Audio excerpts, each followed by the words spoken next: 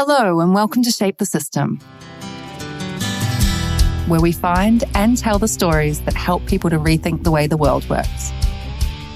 We interview people from all over the world who are helping to change our systems for the better. Shape the System is an independent podcast with support from KPMG High Growth Ventures, who help ambitious founders and their teams scale up for success. More about KPMG High Growth Ventures after the interview. We hope you enjoy this episode. Hi everyone, welcome to Shape the System and talking to Sam Khalil. I'm not going to get that right. Pronounce that for me. Khalil, if you want to pronounce it in Arabic. Khalil. But I love it. Khalil? I love it. Or you can Khalil. say Khalil if you want to anglicise it. So. Or Australianise it. Yeah. Awesome to have you on the program today. Interestingly, we almost share an overlap in some of our industry and experience in terms of mortgages and mortgage broking in Australia. But you're doing some fascinating stuff in the accessible housing. I don't know if I've got that collective right, but let's start there. I'd really love to understand a little bit more about the work you're doing around this. Certainly. Thanks, Vincent. Look, if you want, would you like to hear your name in Arabic? Yeah. Vincent. Oh, really? No. It's just if you can get that right, you can basically speak Scottish or Arabic. But look, now let's have a look at what we're actually doing. So yeah, look, background is financial planning, finance broking, real estate. And one of the things that we do for our clients is predominantly investment properties. And the product that we've engineered and designed over the last few years is what we call a dual income product. We've got our own architect involved, design that product, work with builders and land estate developers, and we would create generally a 4+2 bedroom dwelling on one block of land, single title, and collects 2 rents. And my business partner, Lloyd Thomas, went and visited a potential client by the name of Barney Orers, who had worked for the New South Wales government in building specialist disability accommodation for the New South Wales government. And he looked at our product and said, and this is about 3 years ago, said, look, I don't know if you're aware, but the federal government has set up a new scheme called the NDIS, which a lot of people would have heard of as the National Disability Insurance Scheme. Right. And that scheme essentially is the federal government's sort of next level of care above Medicare for disabled Australians. They've assumed that responsibility at a national level, then at a state level. And of that, there are 480,000 Australians that have some form of disability. That's the estimate. And that varies from something very mild. It could be, a slight form of autism on the spectrum to someone who has, heavy needs that needs, maybe needs full-time care and staff on a rotating shift because they can barely breathe or, move or what have you. So there's quite a range there. Sure. Of that 480,000, 6%, around about 28,000 have been estimated or identified as people that will require what they call specialist disability accommodation. So that is housing that caters for those that probably have the most highest physical and mental needs. Okay. And that's housing that needs to be specially designed to cater for them. Because in the past, what you would have had is generally not-for-profit organisations like House for No Steps, Anglicare and what have you, and they would get lump sum funding and they would build houses, and there wasn't really a standardised format for doing that. Then there would be various state governments that would do that, and it wasn't their core competency.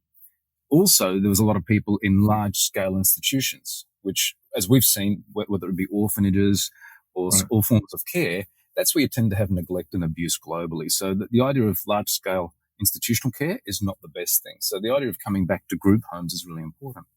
Right. The other thing, of those 28,000, there's about 16,000 in accommodation now. There are 12,000 that aren't in a specialist form of accommodation.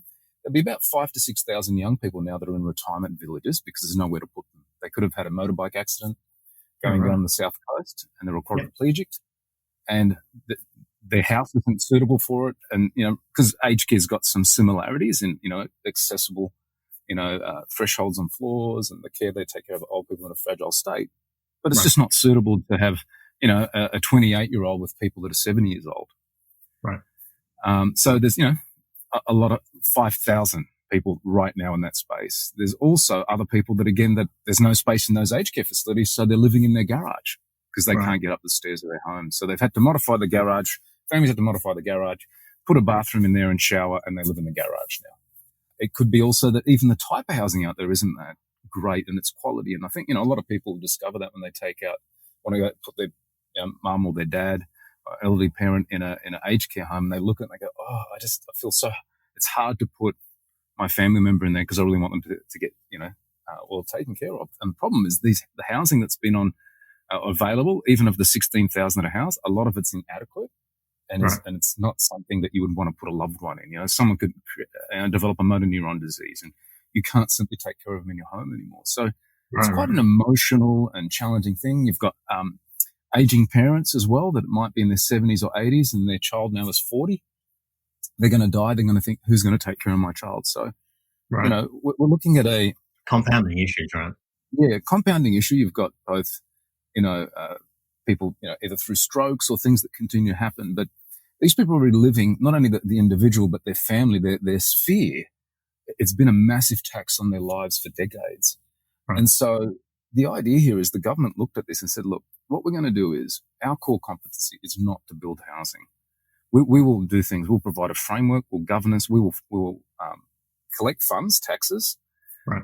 Then they looked at the care providers, these organisations like Northcott, as I said, House with No Steps, Life Without Barriers, great missional organisations, right, and said, we want you to be responsible for the care. But what we want to do is we want to invite the private sector, whose core competency is, developers and builders and what have you, sure, to build housing. Right. And what we'll do is we'll split the model. What we'll say is we're not going to give people money up front. Those people have to take the risk, build the product, and it now has to be a customer-centric model, meaning the consumer, the disabled Australian, will have a choice of choosing their home and choosing their care provider, where before they just had to go with the care provider and take the housing they were given. So they didn't have a choice. So it's actually a whole disruption of the industry, and it's focused around the individual and giving them options to choose a home and the care provider of their choice. So it actually creates a competitive landscape and to drive innovation. And so this is where we entered, because Barney said, look, you guys could take this form of, multi-dwelling housing as a group home, modify it, update it, create the accessible features that would be needed, and the government would pay you an allowance per room for each person you house in there. Right. And we were just, as an organisation, we support a number of charities, myself. I love philanthropy and the thought around that. So a social impact business immediately resonated with us. So we assembled the team. We, got architects, designers, legal people, finance people, and we actually got a chairperson, Ian Maynard, who used to be the deputy CEO of the NDIA, and invited him to come on board. What's the NDIA? Sorry. It's good. Sorry, it's terrible when people start throwing acronyms around, isn't it? So there's the NDIS, which is the National Disability Insurance Scheme. The agency is the National Disability Insurance Agency that administers the scheme. Got it. So he was obviously well connected. So we thought, look, we really want to create strong leadership in the sector and expertise. And we also got the project team that have built about 180 homes for the New South Wales government. So, building that capability is important, because you can have a great vision, but if you can't execute and have the credibility, it's an issue. Right. And then what we did is we bought our own block of land out of Oran Park, designed a beautiful home. And the brief for building the home was, we don't want it to look like a hospital or this traditional SDA housing.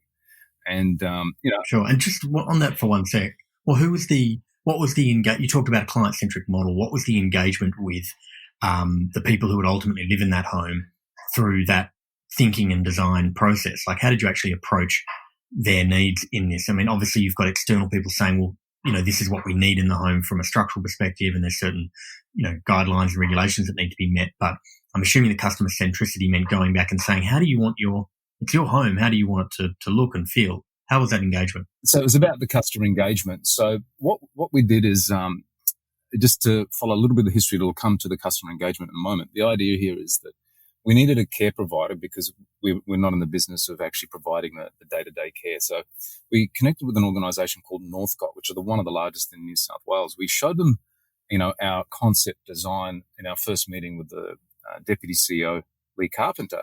In that meeting, he said, we'll partner with you. I'll send you a heads of agreement at the end of the day. Now, I know you've been in business for a long time, but no one does that in the first meeting, and so they'll partner with you. So we were quite astounded.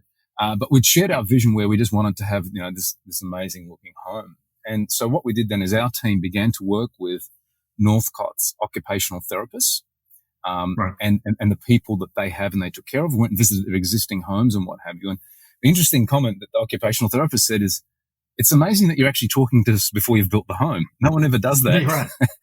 Which you think is the normal thing to do. Seems obvious in a way. Yeah, so that was actually really, really fascinating, and it showed you just, I guess, how the industry had worked, where often there's this set of guidelines you would follow, and people would just build to those guidelines, and there would be builders or people that disengage, and there wasn't a strong feedback loop where we just said, okay, what we're going to do is we're going to look at what are the accessible requirements, and some of those that even the government or the codes write are the minimum requirements, and they're in fact inadequate enough. Right. So we talked to them and found out what the practical needs were. Yeah. Right. And just like, I'm curious, I mean, it sounds like you're about to launch this. I'm curious as to, based on that feedback loop, I mean, you probably didn't go into the room with an idea of specifically of exactly how it was going to be designed anyway. So it sounded like it was a co-collaboration of, well, these are the things we know we need to do to meet the regulation, but our design and approach is going to be influenced and informed even by the people who ultimately have to live in the home. I'm curious as to what things came out of that process. What were the insights you had that said, hey, you know what? The home needs to do this as well. It's not enough for it to just have, no steps and rails or, and I'm obviously oversimplifying. Yeah. Well, I think actually we did have an idea of what it wanted to look like. Right. The idea was we wanted to look like a luxury home. Right. Okay. We wanted a warm, calm luxury. And so the idea is we said, okay, because that sector had never seen that. And in fact, a lot of people don't even know sometimes the standard of housing out there. And one of my passions is design. So I said, the idea would be is first and foremost, it needs to look like a home, and accessibility needs to be as invisible as possible. So we did have an idea. But then what we need to do is to make sure that we would not compromise the accessible components. In fact, we wanted to increase that, and balance those things. So we knew what the code was, but we needed to speak to then the participants and the people who took care of them to understand with that. And yes, it was an ongoing dialogue and collaboration. But then we had to also launch in to see what the products were out there in the sector, as in the building industry and the sector. Mm-hmm. And that was very limited. So that actually opened up a whole new engagement as well, because we knew what we wanted the place to look and feel like, to also balance the accessibility requirements. The problem is majority of the products available weren't suitable. They met an accessibility standard, but they didn't meet an aesthetic standard. So we actually had to start collaborating, working with a lot of product designers, and we were actually making all new products or adapting their range. And so we actually had, the supply chain really get on board and get quite excited about this. Yeah, fascinating. That went from tapware to vanities to wardrobes, things we actually custom made. So we saw this as a revolution within a sector that had totally been abandoned, because you didn't necessarily have architects and designers in this. There were people that would work again to a standard and code, but the model didn't allow for this. Now, why this was important and this drove this innovation is because we would be essentially the owners or the operators of these homes. And because it's a customer-centric model, meaning we only get paid if as a customer chooses to live there. Right. It's got to be good. The customer, doesn't pay any different, as in the government pays for that. Right. So between a bad house or an exceptional house, there's no additional cost for them. So what that ensures is that if you want your business to be sustainable, you need to make sure it's really sticky and really good. And what we then did is we said, okay, let us, the other things we had to balance were, there's four tensions we had to balance, Vincent. One was it had to be accessible. Number two, it had to be durable, because you had to maintain it. The fact that we weren't just building it and running away, and that our economic model meant that we had to maintain and hold the home for at least 20 years to 50 years, meant we had an interesting quality and not just being good up front. The third thing is it had to be aesthetically beautiful. And the fourth thing is it had to fit within a budget, because when you start to customize things and make things look great, you could, as soon as you do custom in housing and that, you can blow that incredibly. So this required a great deal of ingenuity and value engineering in the space. And so the thing is, we had a great team that could, look at this. We had industrial designers. We looked at products. And then probably one more important thing that we wanted to really make sure here that is, really emerging as a game changer for people is what we call assistive technology. Home automation, assistive technology. Essentially, it's home automation, but assistive technology. So people might be aware. So, for example, the primary objective in these homes is to really empower people's lives and to give them as much what they call supported independent living, to allow them to do as many things on their own as possible, and it provides real dignity for them. And so we work with Apple Australia and because Apple's been a brand that I've admired for many years, and who is, sort of set a template in the sense that they went into a sector they'd never been in before, for example, mobile telephony, and totally transformed the world with it. And it was really them taking their values and infusing those values into that sector, because one of their competitors went to a design organization and said, look, we'd like to pay you millions of dollars to make a product better than the iPhone. Right. And the design consultant said, you don't understand, the iPhone's not a product. It's the manifestation of a culture. You have to replicate everything within the culture. So for us, it was us entering into a sector we've never been in before, but our values, our DNA, the way we approach things, we were very confident that if we infused those values into what we did, we would revolutionize that sector.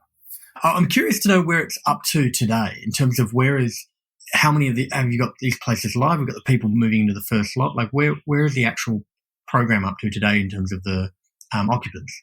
Yeah, so the focus for us was to really develop what we call the pilot home, and that just opened in February, over a month ago, by the Prime Minister of Australia. And in that home, as I was saying just a moment ago, the technology was, along with the aesthetics and the beauty and the accessibility, the technology was really important.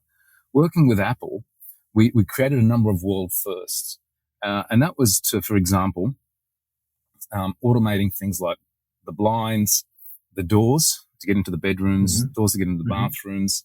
The air conditioning for every room is actually on a separate system because everyone's thermoregulatory system is different to someone else's. So it's not actually a central air conditioning unit. Every room has got its own ability to adapt the temperature.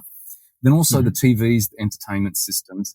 And even we actually, as a world first, is automated and motorized the kitchen bench and the laundry benches, where they could actually say, hey, Siri, lower the bench or raise the bench, but clad it beautifully where you couldn't actually tell it was motorized. So Apple came through and had a look at what we were doing, and they were just actually blown away because no one had actually been able to apply their technology in that way. And we've been subsequently connecting and speaking with them because they want to actually promote and see this go global now in not only influencing people with disability, but at homes around the world. So our ability to actually take technology and blend it, and this is only just the base amount of technology, because then each individual can then customize and have a package that could even allow them to have their own way of activating some of these features. So someone may not even have voice or touch control, but they may be able to flex their thigh, and they could actually have a special pad wrapped around their thigh, and that could create a sequence of controls that allows them to do things. So that's where technology can go from here. So this pilot home we launched, and so just to give an update where we're at as a status, that was launched in February. The media were there, the sector was there, we had our suppliers and manufacturers and people come on board, but also a large number of the care providers in Australia have had a number of viewings over the last 4 weeks to have a look at that. And it's been unanimous that this has actually transformed the sector. They'd never seen or expected anything like this. The landscape's changed. Subsequently, we've got about over $150 million in expressions of interest now, and that's continuing to grow. We've acquired a number of blocks of land, and we're in the stage now of rolling out, several hundred homes over the next 5 years. Our objective is to roll out about as a minimum 750 sites with at least 2 dwellings per site. So that's 1,500 dwellings, which will take care of around about 4,000 of that 12,000 that need that immediate need. So there's a number of other organizations out there doing that. That's an amazing. And so we feel that it's directly, we will actually have an impact in that we will, number one, cater for those that have that need now. Number two, we're going to influence, because it's a competitive model out there, everyone to lift their game. And we're happy about that because, we want to have, of course. Because people realize that, okay, right, exactly. Not only that, we had a number of people from Deloitte and a number of organizations came in that looked in aged care and said, wow, you've inspired us now because we can now look at what you've done here and begin to look at how we can adapt that to aged care and even the hospital sector, the health industry, because, when we look at, for example, something as simple as grab rails, the choice you had was either big, white, chunky plastic or cold, hard stainless steel. Right. And we customized our grab rails, the tap rail, and produced in a beautiful gunmetal color. And it's a lot warmer, and it's designer, and we can get that done in a brass or a copper or a matte black, what you would see in housing. And so if you think of that approach, Our hospital bathrooms could be different, and you think when people go to buy a home, the two big features are the bathrooms and the kitchen, aren't they? Because that's what remains. You bring your own furniture. Sure. So Right. if we can influence that environment, when you think about health and well-being, it's important. What you want to make sure is that you can go in and really enjoy that environment. So, sorry, you can tell I'm a bit passionate and probably take a long time. Oh no, I love it. That's good. This is the meander we take, so it's perfect. The thing that there's a couple of things I want to go back to though. I'm interested. You talked about quality of care. When you may not have seen this yet, having just launched in February and now being sort of late March, but I'm sure there's research around this. What happens to someone's well-being, and what are the measures of their well-being that change when you put them in a better environment versus a cold, hard environment or clinical environment? Like, I want to understand that a little bit more. And then the other thing I'm keen to understand is is actually, you said you're the owner operator and then the government is in. I just want to understand that system a bit more, because I think there's something interesting in that. So let's just cover the first bit and then move on to the second bit. Sure. Okay. Probably the most easiest way to answer that is the two participants that have already been, that are just about to move into that pilot home, Ricky and Vicky. Sure. So Ricky, who has been in very average housing, it was actually a little bit cynical. He said, so much has been promised and nothing's been delivered like that. And as he came into the house, you could just see on his face the joy that was on there. And his condition? And what's Ricky's condition? And so he's in a wheelchair.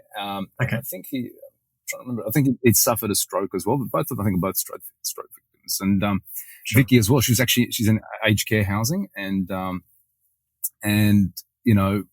she was wheeled into the bathroom, which looks more like a spa, and she began to cry because she goes, I haven't actually had a shower for 7 months, because the facilities that she's in, they would just bathe her, wipe her down with cloths, and right. This bathroom allowed her to do that, when one of our staff or team members told her, we were all crying. We were just like, this is what this is about. It's putting dignity. But not only that, the home is actually someone's workplace, the people that take care of them, the support workers. So they're all just so excited about work. So you say, how does this actually impact people?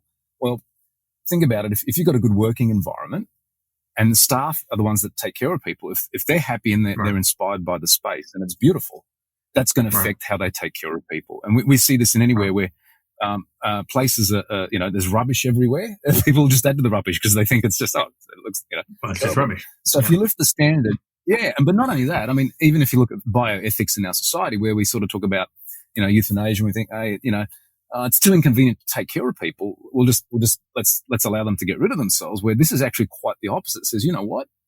This is actually complex needs. What we're saying is, as a value on humanity, we're going to go above and beyond to do the best we can for you. And what we've seen is, if you look at world history, look at who are the people that are sort of thrown aside when you've got poor ideologies. What did Hitler do with the disabled? He started to get rid of them, didn't he? Yeah, right. And what happens is you begin to dehumanize. So even for us as a society, for all of Australia, we're actually humanizing. We are empathizing, and we're placing value and dignity on people. So that lifts them.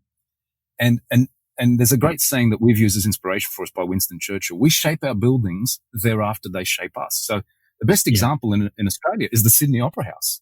That is an icon for Australia, and that has actually shaped Sydney as a city. Not everyone goes to the opera, but it's affected the wealth of this city and inspired this city. And this has been done the world over. But no place shapes someone's life more than their home, their upbringing and everything. Sure. So your home environment is surely going to affect you. And if you've got a healthy, clean, safe environment, it's going to affect the way you see the world.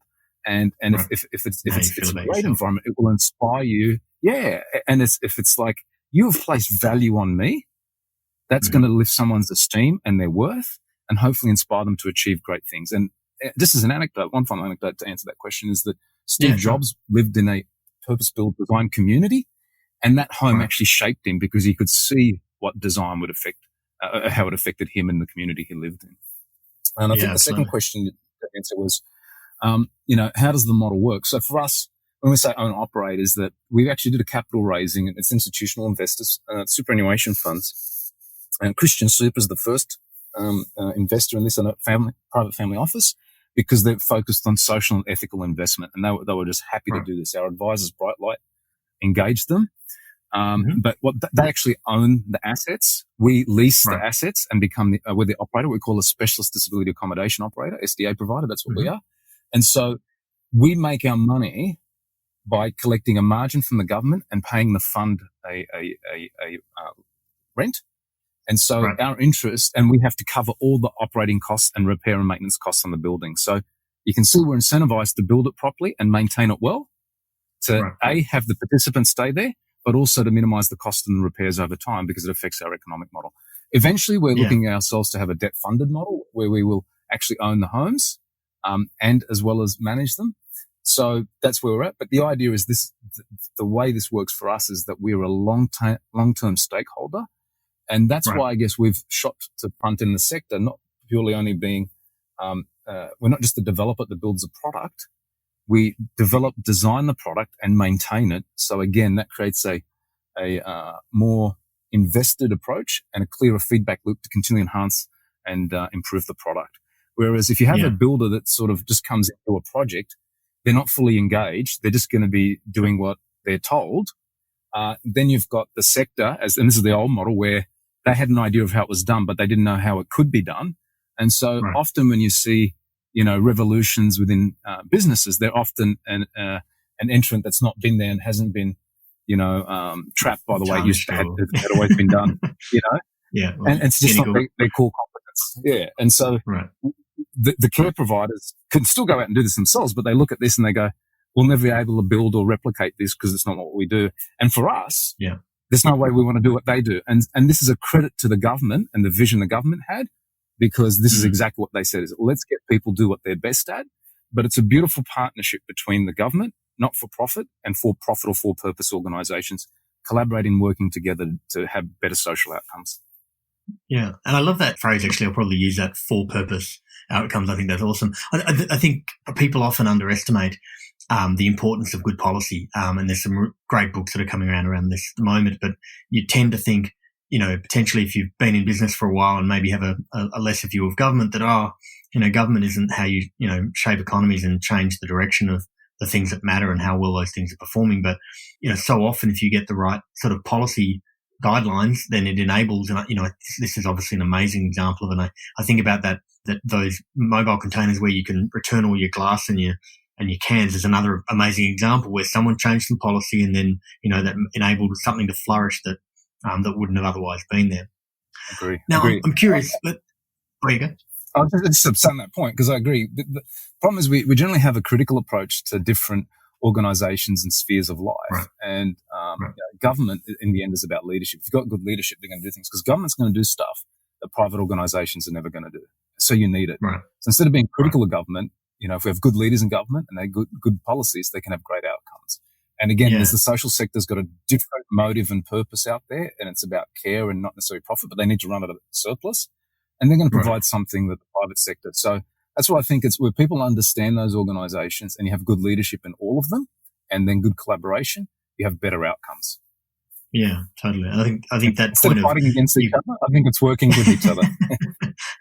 You often think, well, what you've brought together here, or what's being brought together here, is a private sector, purpose-led business yourselves. Then typically by the sound of it, non-profit, care providers, and then good government policy, and you start to think, well, that organisation of entities around a particular problem, clearly the solution, even 6 weeks in, is looking like an amazing solution. You guys collectively are getting great traction with it and great results from the customer, being the person in the house. And you'd think, well, what other problems can we solve like that? Which is, I love it. It's fascinating. And that's exactly what we wanted, is to be a template to begin to solve other things in society that revolve around social infrastructure or other things. Yeah. Because we can then say, look, here's a great model. Yeah. Instead of, attacking the government and they put out a scheme and it didn't work around the pink bats, that's often used as an example. But it's great when the government has a great success story. So we need to pay homage and honor to the government for taking the initiative and setting this up instead of always criticizing them.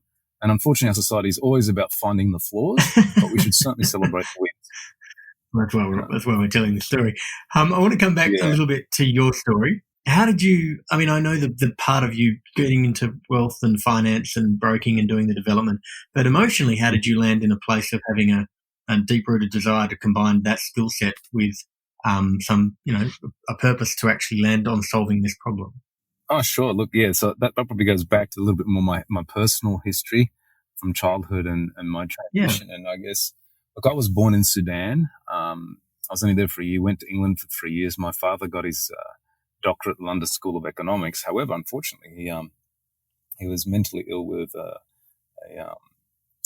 paranoid schizophrenia. He took his life when I was 6. We'd moved out to Australia. We'd only been here 2 years. And, we were here on the other side of the planet. My mum with 3 young boys. She was only 27 at the time, and her husband jumped off a building and took his life. Yeah, right. So that was an earthquake in our family. And, my mum got married about 3 years later. But there was, I guess, a disconnect for me in the family, different culture.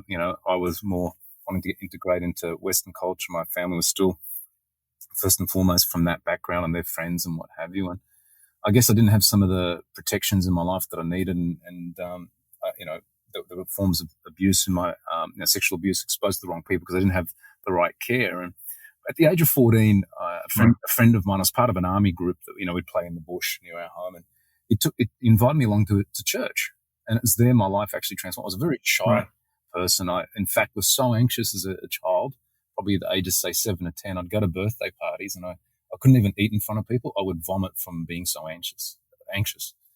And so, my upbringing was quite traumatized and exposed to quite a lot of harm.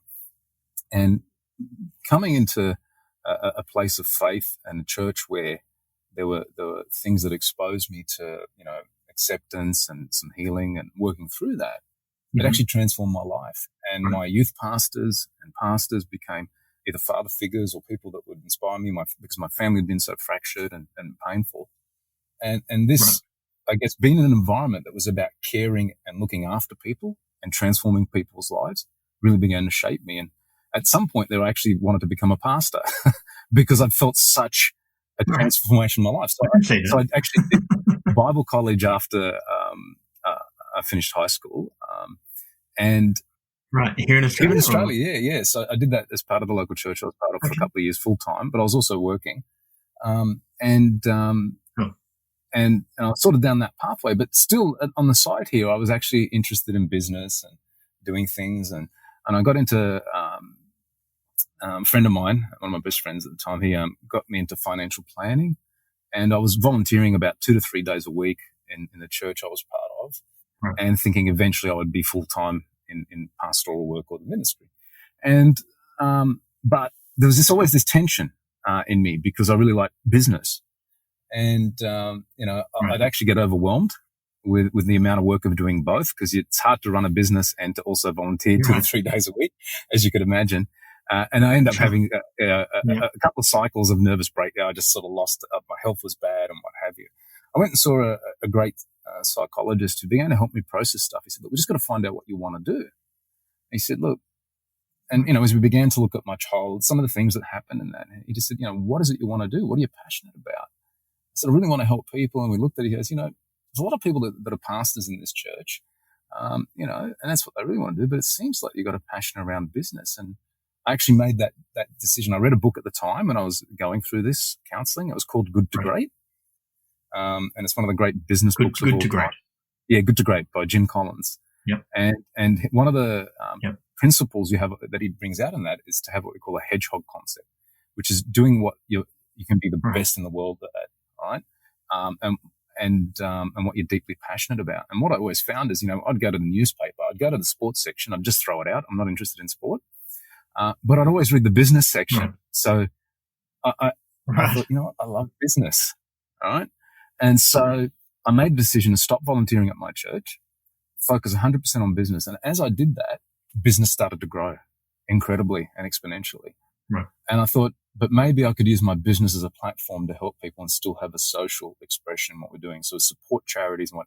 I read books about a guy called L.G. Turnell, and the title it was written about the 1930s. It's called Mover of Men and Mountains. Again, a guy of faith. His father was a pastor. He thought he was going to be a missionary, but he's the inventor of the bulldozer, the deep sea oil rig, all earth moving equipment. So before Caterpillar was there, he was the guy that invented all of that product.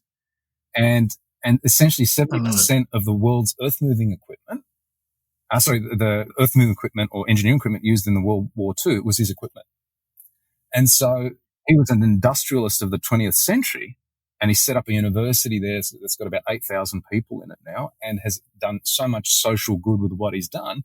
But he was conflicted at a young age of wanting to be a missionary instead of a businessman, where his pastor said, God needs businessmen as much as he needs missionaries.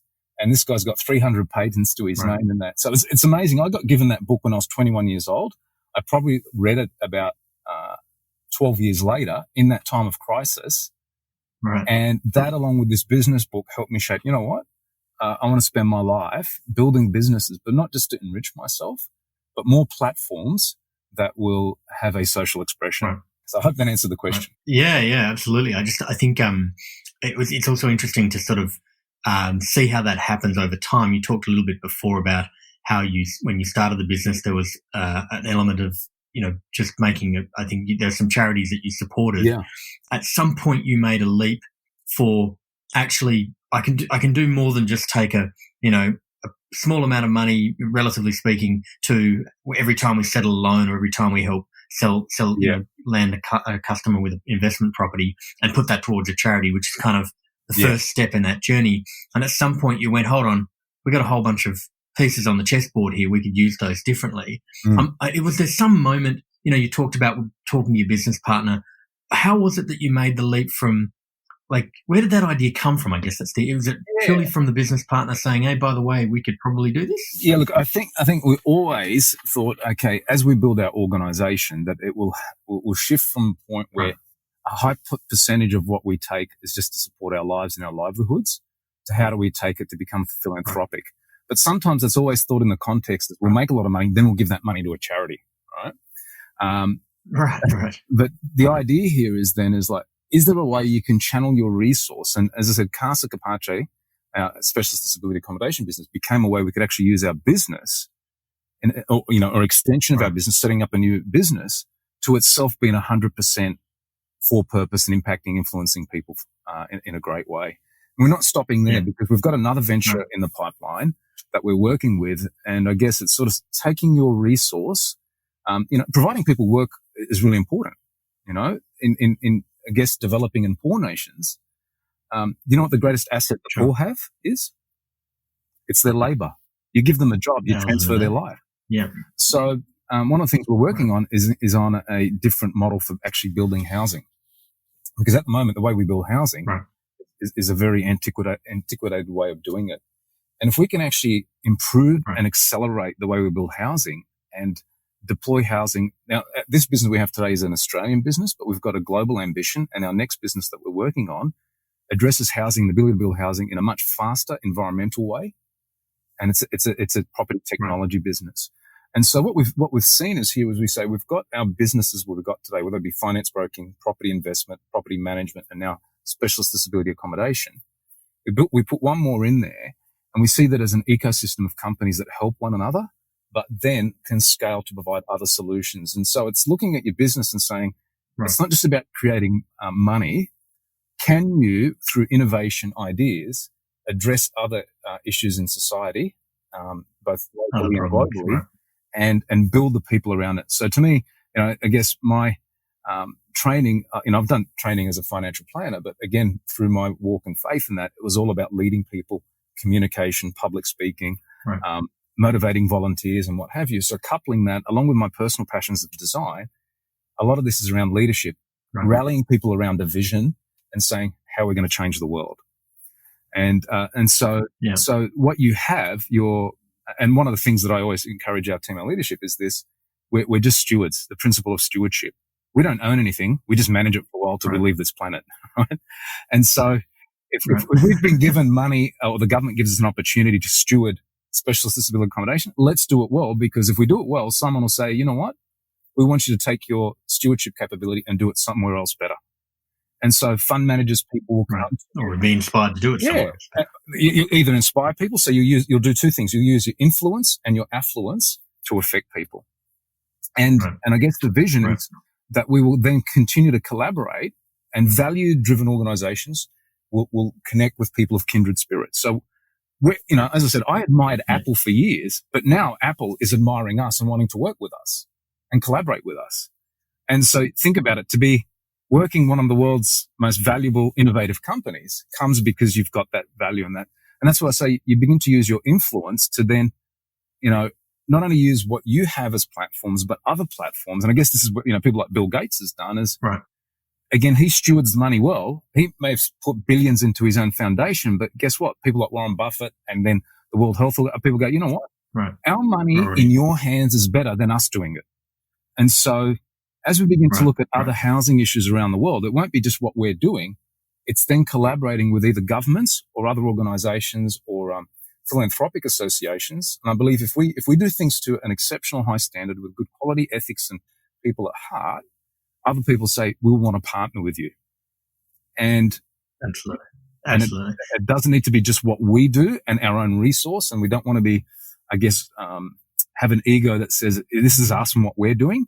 It's more about influence is far more important than just the accolade for us. Yeah, sure.